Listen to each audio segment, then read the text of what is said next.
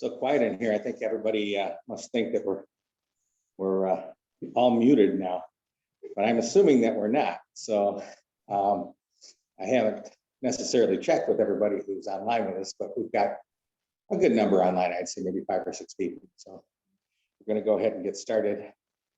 As is our normal way of doing things, just for those of you who are not familiar, we normally have a small business meeting before we get to our presentation. And so we're going to take care of that right up front. And then we'll go ahead and have our presentation. And then I'm going to ask all the people who are on Zoom to unmute themselves so that we can have a question and answer kind of session with Carolyn. Okay. So in the meantime, everybody who comes on should be muted, and I may have to yell at somebody from time to time. Okay, we'll see how it goes. My name is Doug Klein. I'm the current president of the Mason Area Historical Society. I want to welcome you here this evening. What we normally do is we stand and do the Pledge of Allegiance, followed by a little patriotic song. Tonight we'll do God Bless America. So let's start with the Pledge of Allegiance. I pledge allegiance to the flag of the United States of America and to the republic for which it stands, one nation, under God, indivisible, with liberty and justice for all.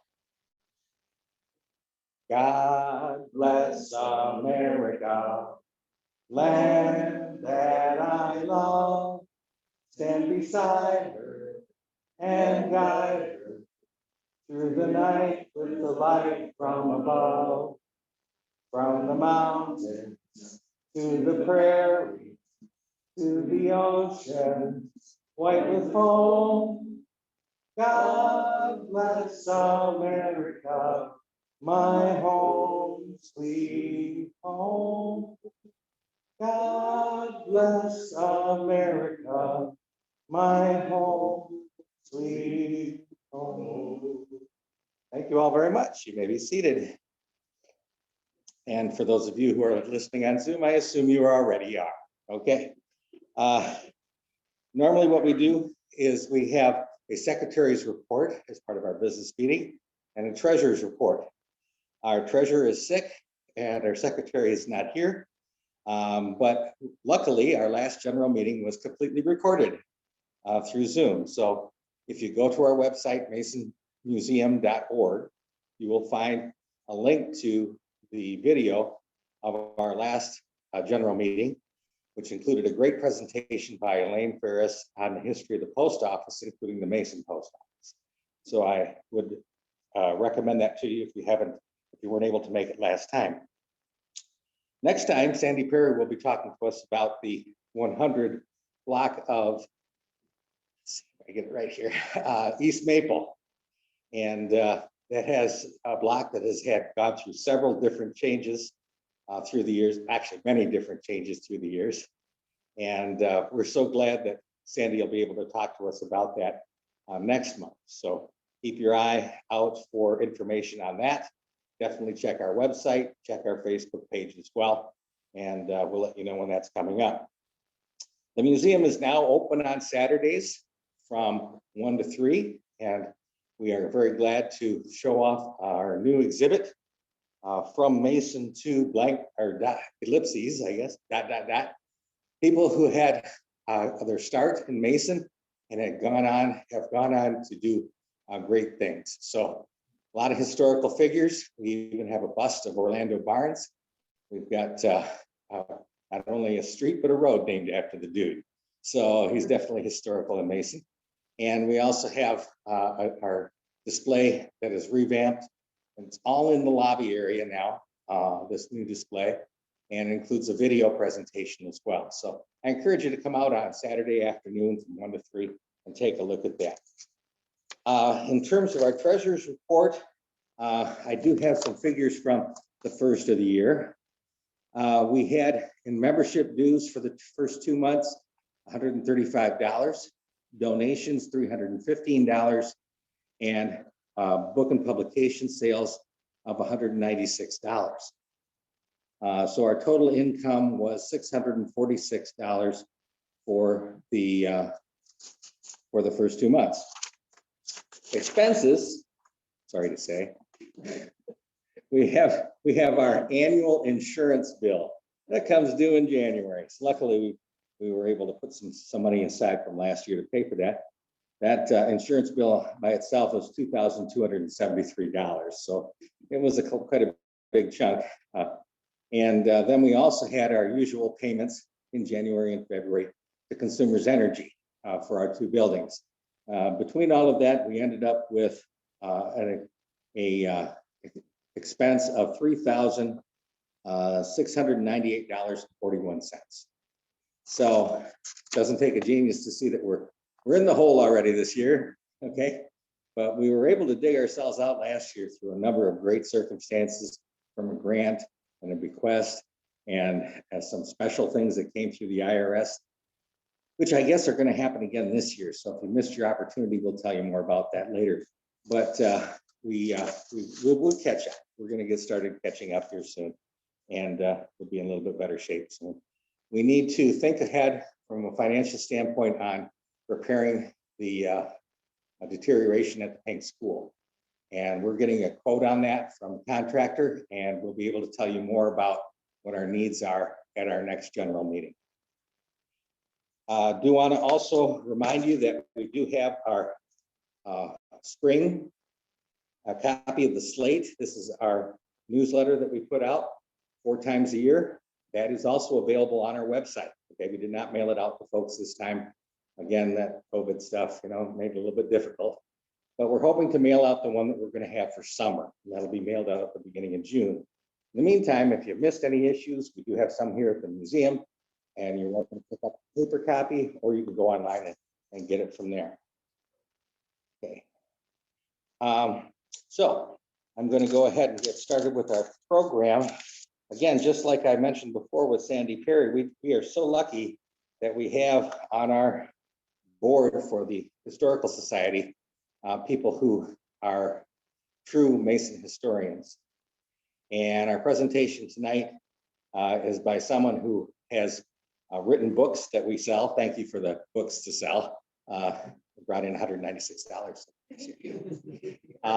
But we're very glad that Carolyn, who's an award-winning author of local history, is going to be here tonight to tell us a little bit about something that happened back in the 1920s and late 1920s.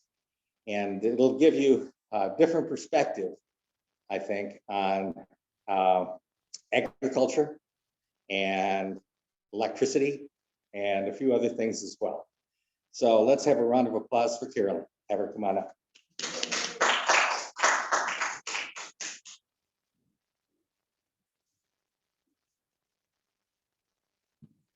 Thank you, Doug.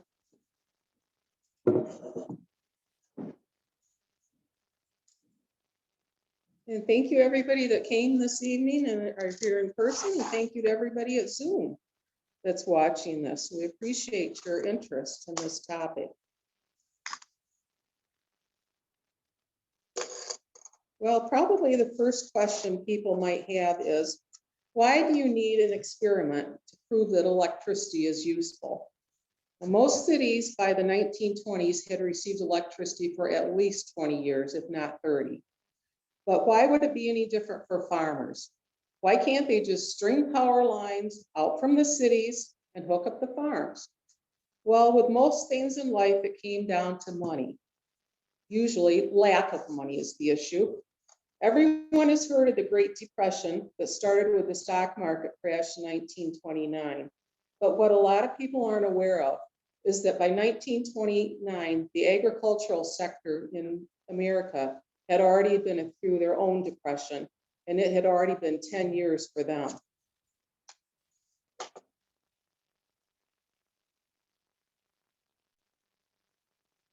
During World War I, American farmers produced like never before to meet the war needs, to feed the people at home, to feed the soldiers in Europe, and to feed the people of Europe who were starving.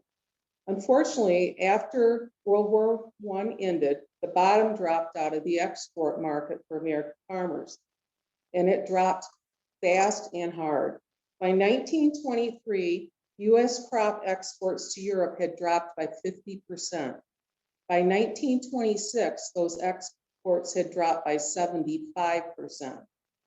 From 1919 to 1929, and this is before the Great Depression started, crop prices had fallen by 50%, and farmers' income in just 1 year alone, from 1920 to 1921, farmers' average income dropped by 60%. So most farmers could not afford to pay for power line construction or a deposit, even if the power companies were agreeable to move the lines out.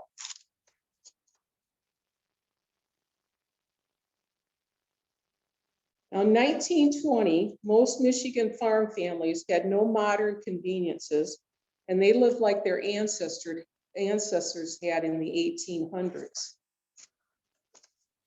This information is from the 1920 census, and this is specific to Michigan. And these statistics are pretty grim. And what I call these are the glass half full, optimistic view. There were 196,444 farms in Michigan in 1920. 10% had water piped into the house. Now that doesn't mean running water. That means maybe some were just pumps at the kitchen sink, hand pumps.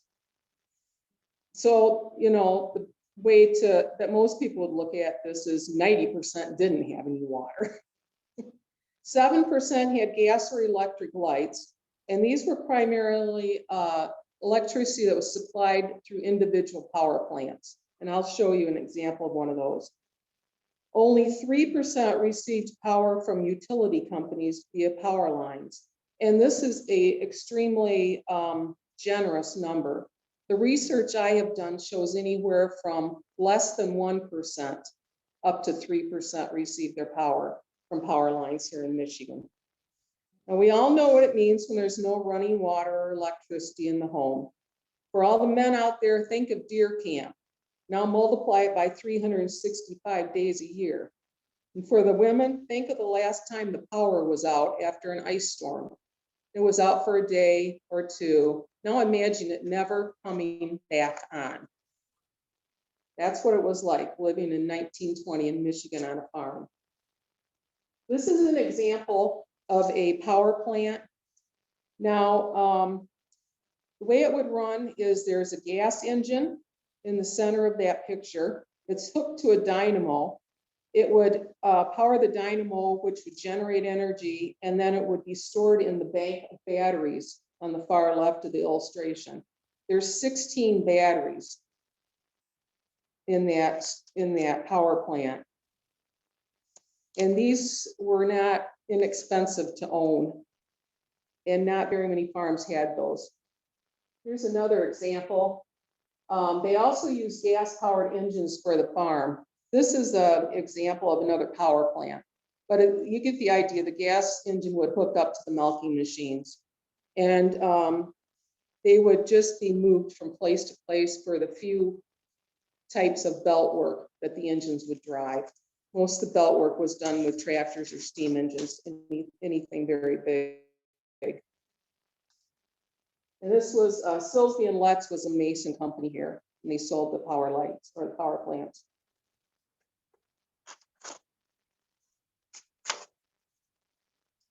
Now, Michigan State College in the 1920s, as most of you probably know, Michigan State was the absolute very first agricultural college in the United States.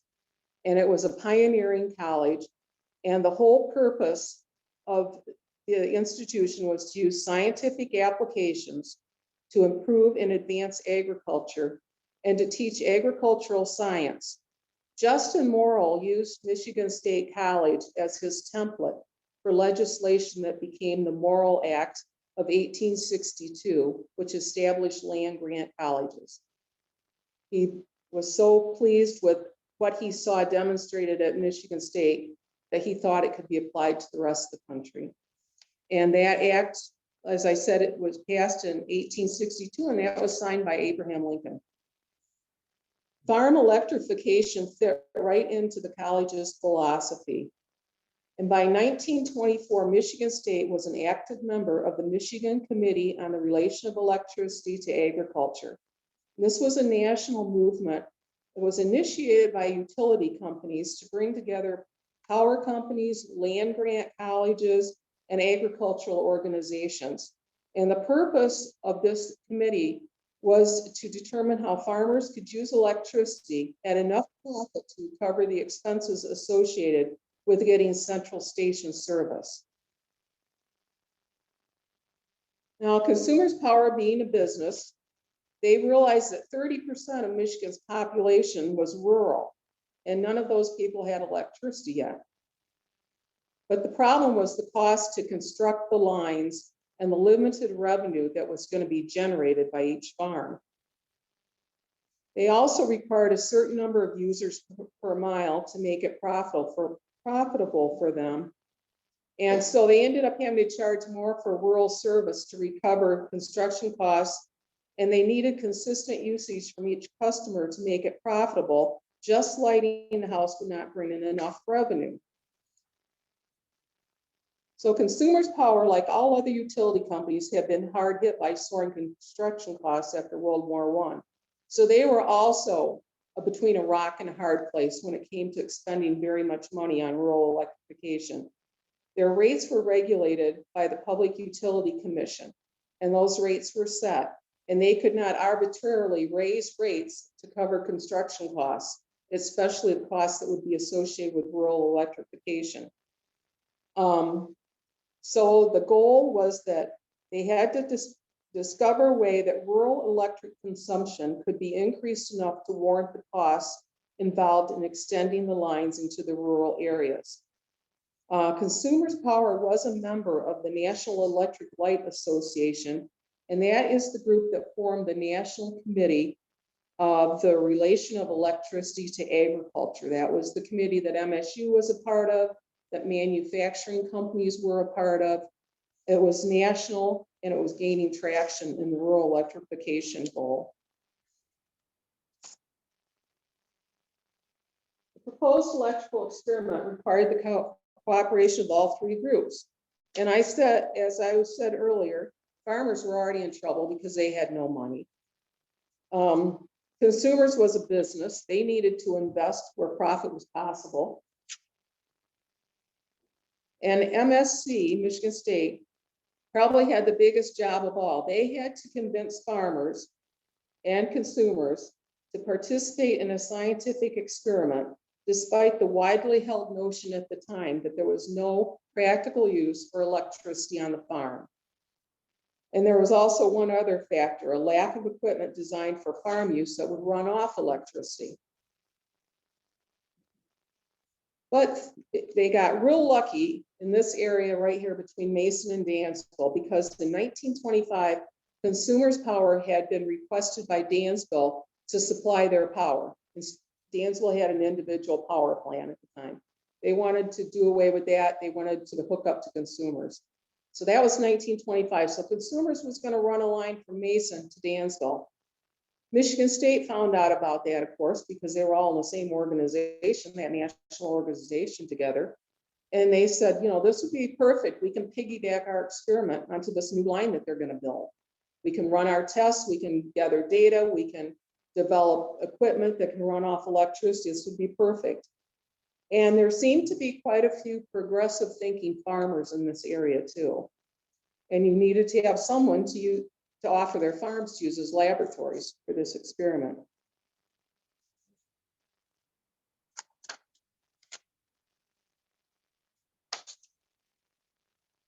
So the stage is set. So by 1926, an agreement had been reached between Michigan State and Consumers Power. Consumers Power is going to pay the entire cost of building the electrical line, and it would provide electricity to some experimental farms for a much reduced rate. The engineers from Michigan State, they would determine the specifications for the wiring on each individual farm.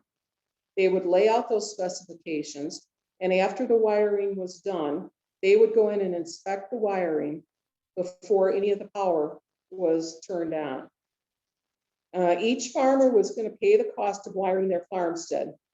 And then the real work would begin, which was to develop new electrical farm equipment, adapt currently used equipment to run off electricity, and perform the tests and cost analysis for each farm on the line, and finally answer the question of whether electricity could be useful and economical in the farm setting.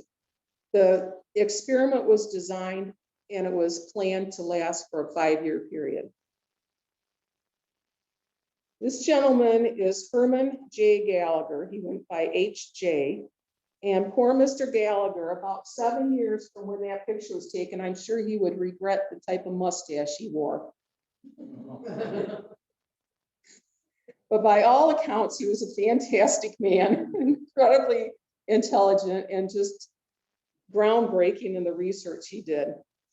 He was with the Department of Agricultural Engineering, and he was put in charge of this project. He became the project lead. And so he wrote up the experiment. In a nutshell, this study was going to look at the economic value of electricity in farm operations and in the home. We're going to look at possible uses of electricity, uses not ordinarily practiced on the farm, and the possibility of using electricity to operate much of the equipment and machinery now on the farm. They were also going to look at the sociological effect that having electricity would have on these farm families. They would also answer questions about what kind of requirements rural transmission lines would need and what was the standard basis of getting electric service to the farm. Now, his job was also rather challenging because he had to convince farmers to let their farms be the experimental labs. Now, like everybody listening has always learned, the shortest distance between 2 points is a straight line. Here is a straight line. It's in yellow. There's Mason, there's Dansville. From point A to point B, nice straight line. Look at all those farms along that flat map, along that road. That's M36, also known as Dansville Road. Now, it's a perfect route. It was along a good road. It was a relatively straight line and many, many farms along the route. Now, the problem is Gallagher could not interest enough farmers along this path to sign up for the project. I don't know how many farms there is, but there's a lot of them. And he needed at least 10 of them to make this experiment work, and he couldn't get it there. So what he did was he turned and looked towards the next road to the north.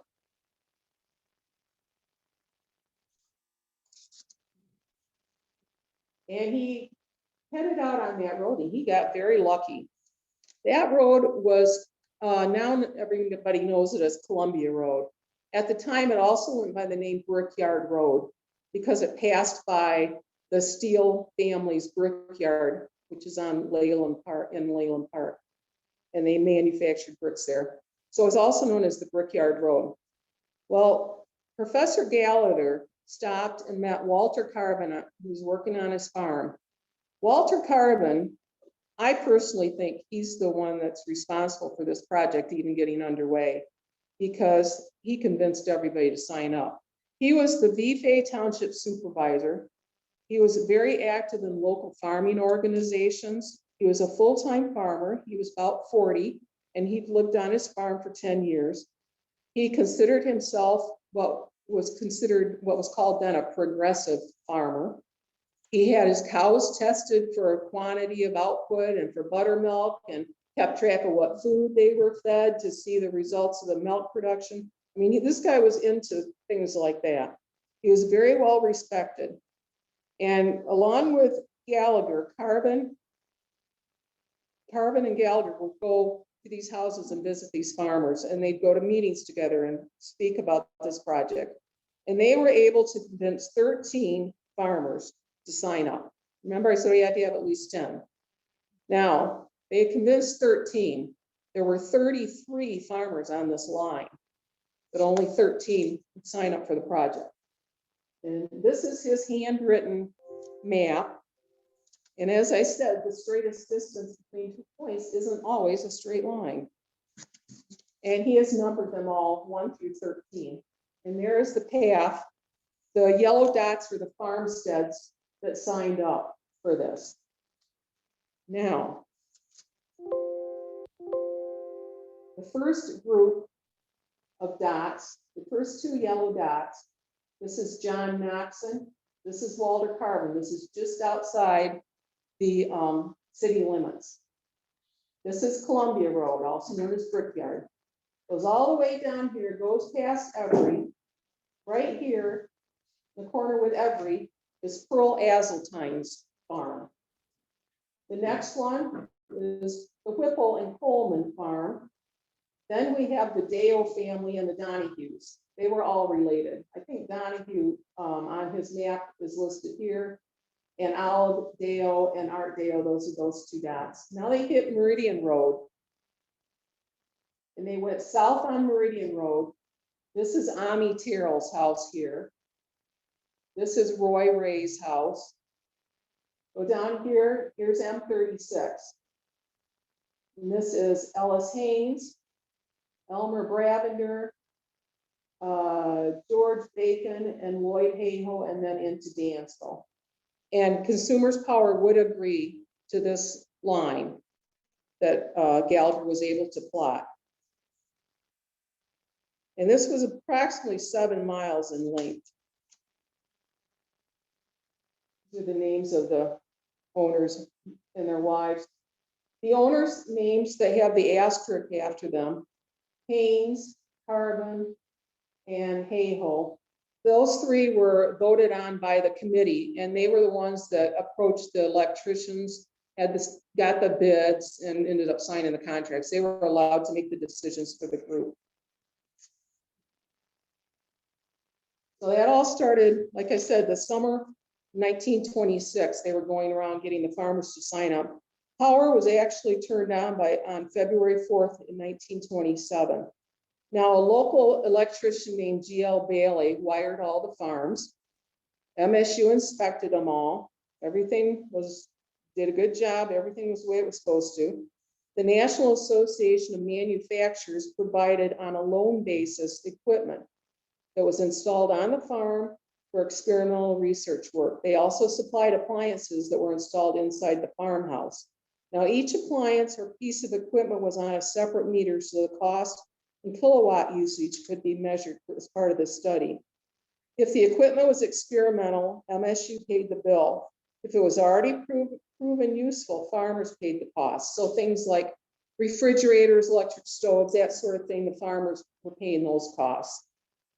Most of the experimental equipment was being used out on the farmstead, and MSU covered that.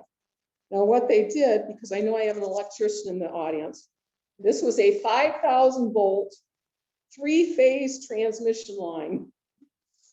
Well, by now, yeah, some of these reports, as they go on, they refer to 12 farms. That's because one of these farms, the Donahues, dropped out. It was a rental property and they didn't pursue it. So a lot of this later on, you'll see they only refer to 12 farms. But the rate that consumers charged was they charged $3 for every farm.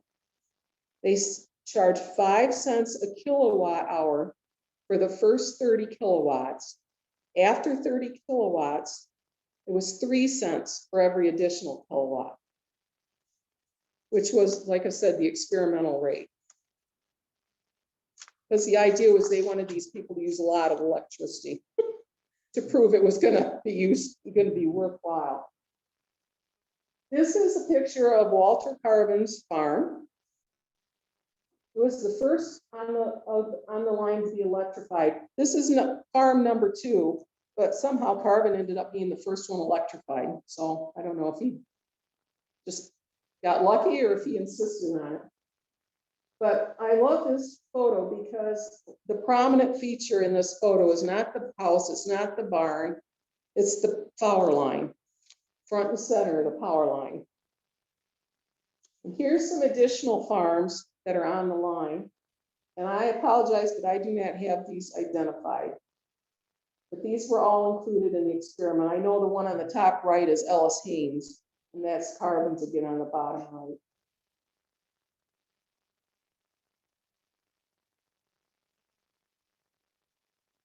I think this must have been taken before the power lines were built, because I don't see any power lines in these photos. And this is the type of equipment that was on loan. On the left-hand side of the column are all the appliances that were used in the home by the farm wife or farm woman. And the ones on the right are the different motors and equipment that the university was providing for the farmers. They did a lot of experiments on the feed grinding and silage cutter. They only had one for the experiment, and that was moved from farm to farm. They had a 620 egg incubator. 7 washing machines and a milking machine were already owned by the farmers. And basically what they found was the farmers very quickly on said they didn't care if they had to pay for the equipment, they wanted it. You weren't taking it away. Now, Gallagher supplied periodic reports, and January 1928, which was basically, 11 months after the power was turned on, this was what he found in his report. 6 farmhouses now have running water, where none of them had it before. 3 farms were purchased because of the electricity. 2 houses were remodeled with a bath and a toilet installed. And 2 other farmers planned to remodel and install bathrooms in their homes soon also. The farmyards and outbuildings have been cleaned up, and Gallagher's take on this was transmission line has virtually energized the community. What MSU helped out is they developed a simple electric water system that was designed and put in use on the line. And 7 farms used electricity to now pump water to stock tanks, cooling tanks for the milk house and to the house. An egg incubator, electric brooders, poultry lighting had resulted in healthier chicks and increased egg production, because they turn these lights on in the morning before the sun came up, and then they turn them off an hour or so later in the evening after the sun went down. So they were getting tons of eggs. The other big thing was farmers had to take their feed into Mason to have it ground. And now they could do that at home with just the flip of a switch. It saved them a lot of money and time. The milking machines were twice as fast as the old gas-powered ones. They increased milk production. They were quieter. The cows were more relaxed. They gave more milk. Silo filling with the silage cutter was like fantastic. I mean, these men were getting these silos filled in half the time. Labor costs went way down. They were sold on it. In his December 1928 report, which is another year, so this is basically almost 2 years since it's been initiated, he talks about they had developed a grain elevator, a feed grinder, an electric hay hoist, portable electric water heaters. They've continued testing silo filling and brooder house heating and ventilation. O.E. Roby was another professor, and he developed a lot of this equipment.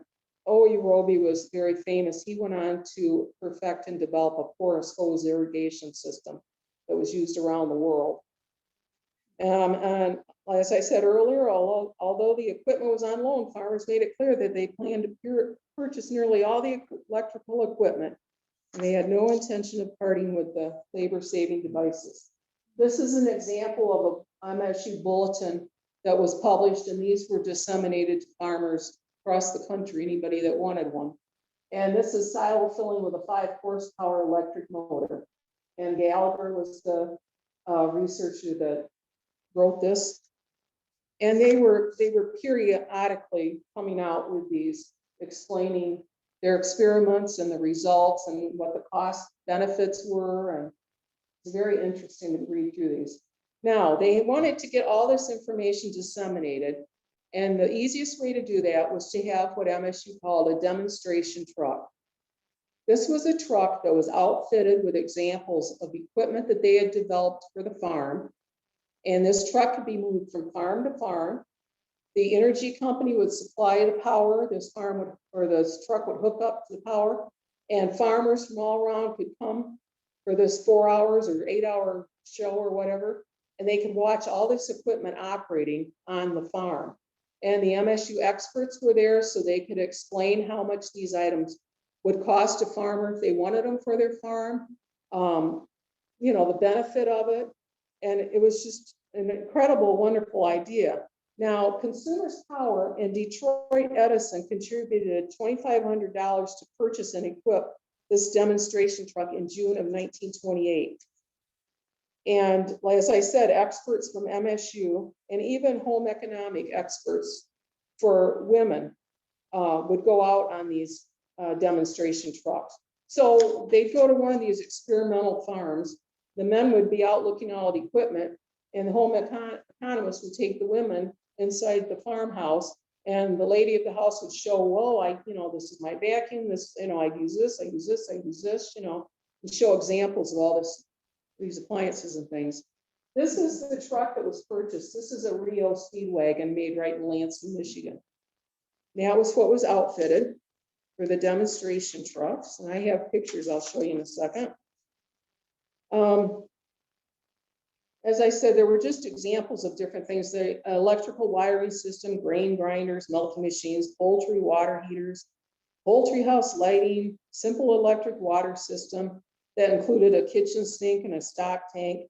They were placed around the farmstead and connected to outlets on the truck.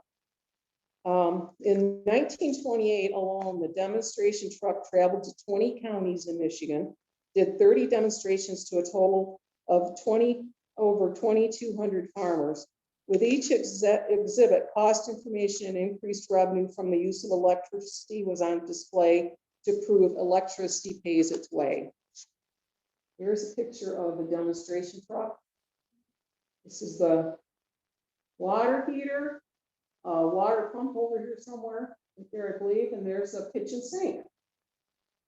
That's one side of the truck. Now, on the other side might be this, which is the wiring system. Different forms of wiring for inside the house and in the farm. And here is the setup on a farm. They would just come in, and like I said, they'd be there either first half of a day or they'd spend all day there. The farmers could come and go as their time allowed them to see the exhibits and talk to the experts. The other thing that MSU did was they had the farm convenience train. This is the same idea, only it was in the railroad companies donated box cars, and these box cars were outfitted with examples of modern kitchens, maybe water systems, barn construction, little models of how to, new forms of barn construction, experiments in how to test corn seed for germination, quite a variety of different things. And they were able to travel to more communities with larger exhibits like water systems, septic tanks, poultry and brooding houses, concrete products, lightning prevention devices, barn construction model kitchen, and more. And MSU sent their experts with the trains also. Here's a modern kitchen that was on one of the box cars. Yeah. Well, when you're not having to cook over a wood stove, this is pretty slick. Yeah, well, see, you were more modern than you. And then these were the type of ads that were put in the paper. This happens to be one talking about a planned visit to a carbon farm, of the convenience and economy of electricity on a farm. The rural electrification truck is scheduled to make 2 stops in Enum County next week. Farmers expected to install electricity cannot afford to miss seeing this truck. And a program for the ladies will include the operation of the electric range, the washing machine and the refrigerator, the vacuum cleaner, and other electric household appliances. What more could you ask for? And for the first time, you started seeing advertisements that were geared towards a farm audience.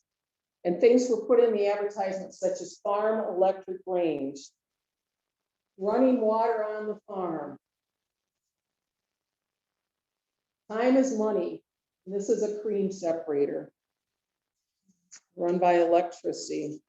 And she's just making money hand over fist.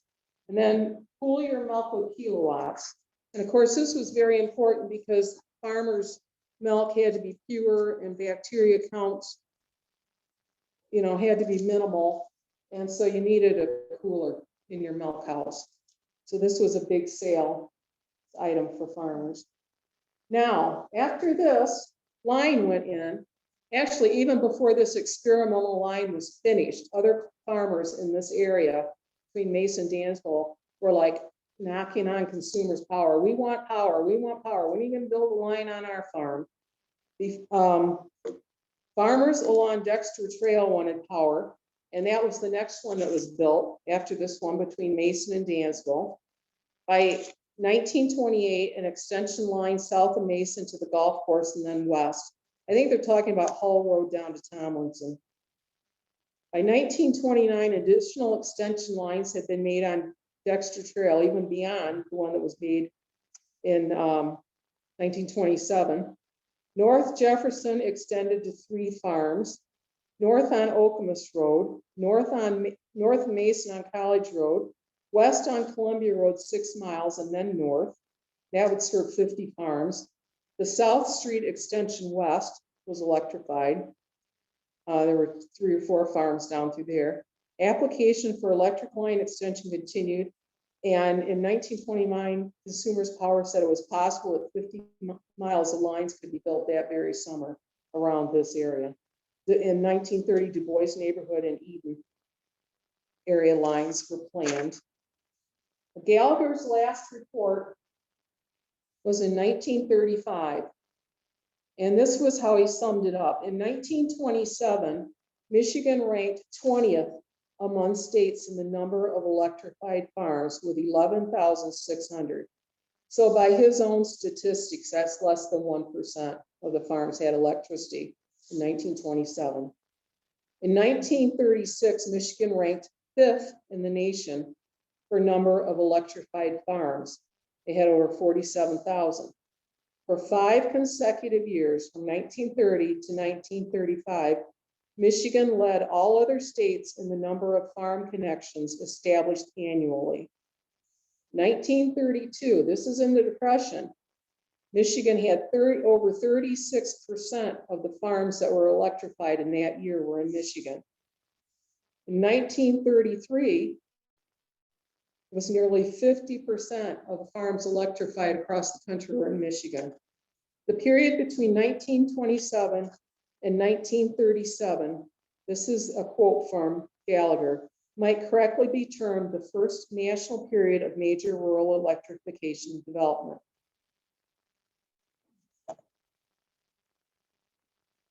Now, what I want to point out with these statistics is that the Rural Electrification Act, the FDR passed as part of the New Deal, did not get signed into law until 1936. So all of this activity happened before the Rural Electrification Act. So this was power companies, the university, college, Michigan State, whoever. It was initiated on the state level. And Michigan was not the first, and they weren't the only state that was doing this. The very first rural electrification project was in 1923, just outside Red Wing, Minnesota.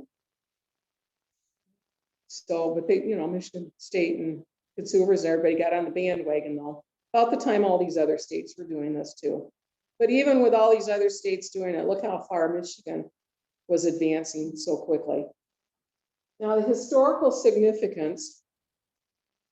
Well, as I said, in 1936, when the Rural Electrification Act was passed, Mason and Dansville and many area farmers had already had electricity for almost 10 years. They knew it was worthwhile. They knew there was cost benefits, and they weren't going to give up their electricity. They had seen with their own eyes that it was beneficial to their farms.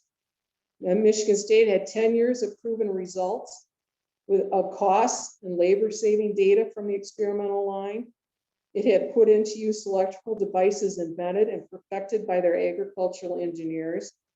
They had developed a method of electrical wiring for farm structures and houses that became the standard for safety and quality across the country. From 1928 to 1932, the demonstration truck traveled 28,800 miles in Michigan. It put on 322 demonstrations for over 28,000 people in 54 counties, lower and upper peninsula. Michigan State held 232 community meetings that were attended by over 9,000 people. And by 1938, 92,000 Michigan farms had electricity. By 1939, 63% of Michigan farms received electricity. This demonstration project experiment basically ended before 5 years was up because they didn't have to continue the experiment because it had proven so successful. They had the numbers they needed for their research. They had the result. And so it was a success. And that is what we had going on in our own backyard 90 years ago. And very few people that live in this area know anything about it. There's a small park dedicated to this project on the corner, just off the corner of Meridian Road and M36, a little, very small little area where there's a plaque. Does anyone have any questions? I have a question from Sally Poe in the chat online. Sally Poe says, my grandfather was Lloyd Hayhoe and Elmer Bravender was his brother-in-law. Could you please repeat what you said about it? I think what I said about them was just that they were part of the experiment. I don't think I had anything specific, but I would really like to talk to you because I'm writing a book about this. And I'm very interested in getting information about the people that participated in this. And if you wouldn't mind calling me, my number at home is 676-2757. And I enjoy talking with you about this. I don't have anything specific on them. I know they were part of the project. And so thank you very much for attending, and I'm glad to hear from you. Look forward to talking to you. Thank you. I unmuted myself and I will give you a call. Great, thank you very much. Sally? You're welcome. Yes, Sally, and your name was? Carolyn Cooper. Carolyn. Okay, Carolyn. All right, thank you, Sally. Thank you. I enjoyed the presentation. Oh, thank you. And if anyone else is listening that is related to someone on the line or knows family of someone on the line, if you would please get a hold of me, I would appreciate it. My number again is 676-2757. Thank you. Okay, any other questions? I have something. I think I was told when I was younger, and a lot younger, by Wayne Bullen, that he was coming home on, they had their house already now I understand why they pre-wired the house before the electricity got there. And kind of helped meld things together and make things smoother, a little smoother. Anyway, he was coming home from Mason. They had electricity that asked Tom, they didn't. And I think that line that went out at 6 miles probably turned on David and came down to Dad's place. And that old chimney is still there on David. And he came over the hill, and all of a sudden his house, they had every light turned on, all over. And he could actually, he said, I almost didn't even get stopped at the driveway. Probably at first thought it was on fire. Well, yeah, and that did happen later, Mhm. but, so, no, and the chimney is still there. Down and on a day. He said on Vega, Temples, and Columbia Road. Okay, So, that's interesting. I never had the ability, I just was never told about how much Michigan State did in the re-elect, the electric, Mhm. and, you know, and anyway, the thing that, have, yeah, I'm gonna have to quit. Well, you know what's interesting is that they were part of this committee for the relation of electricity to agriculture. All the land grant colleges were, and all the power companies were. And it was just very interesting to see that interplay because they truly were partners. It wasn't like, somebody was bulldozing through and going this direction, somebody else was going this direction, they happened to meet somewhere. No, they all worked very well together to plan this and to move it forward, much farther in advance than the federal government was doing anything about it. Well, that's another, I think, adds, well, progressing. We're gonna have World War II, and what a saver that was. Our boys were going over to fight the war, and they weren't staying on the farm. Yeah. And Oh, this yeah. allowed the farmer to do a lot more work. Oh, absolutely. Absolutely. In US history, we hear a lot about the Tennessee Valley Authority during that particular period of the 1930s. But this is local history, and it's nice to hear about that instead of just the US. Well, the only reason I knew about this, I never learned about it in school. The farm that I lived on when I was a child, my dad bought from Walter Carbon. And my dad had told me that this was one of the first farms that ever got electricity. I said, yeah, Walter told me. And Michigan State came out here as part of this experiment. And I never forgot that, my dad telling me that story. And when I was a student at Michigan State, I was between classes and I happened to be in the library. And this was in the old days when there weren't computers. So I'm going through the card catalog and I found one entry for Mason-Dansville Electrical Experiment Line. And it was a graduate student had done his thesis. He had gone back in 1944 and re-examined the line, went and talked to all the farmers and did a follow-up on how they were since the electricity had how it had changed their lives, how it had changed them economically, and it was just very interesting to read that.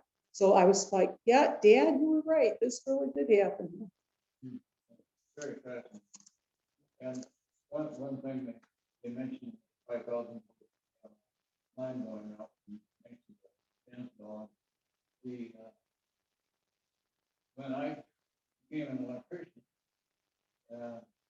which I guess it's quite a long time. I hate to say that. Anyway, we had a lot of 5,000 volts up around. Yeah. Mm-hmm. And they were starting at that point to change the voltage because we could change the voltage and we could get to go up one step and go to 5,000, go to 10,000 volts. You can, with the same wire, you can run twice as much stuff up. Okay. As the voltage increases, and that's always been a very, very interesting thing. Canada, they had a higher voltage in early days. So did Europe. Didn't everybody do it at the same time? right. So, took a long time for all that stuff to all meld together. It's just amazing.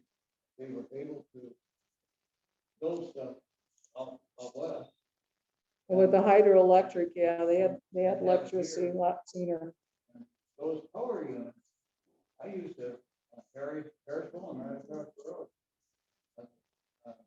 What gas engine on, Mm-hmm, that ran his generator on his company. mm-hmm. I never saw it work, but I sure wish I had. Yeah, I know, I learned a lot doing this research. I didn't know about any of that stuff. Let's have a round of applause for Carolyn for doing it. Thank you. Thanks, Carolyn Cooper.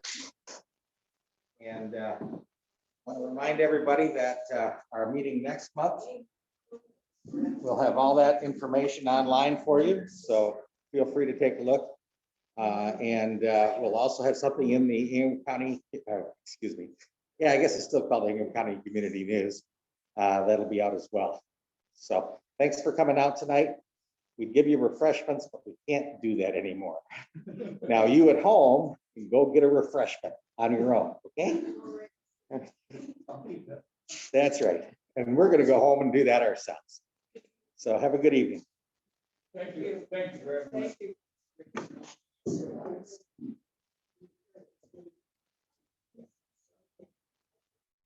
Well, I'm hardly wait for the book.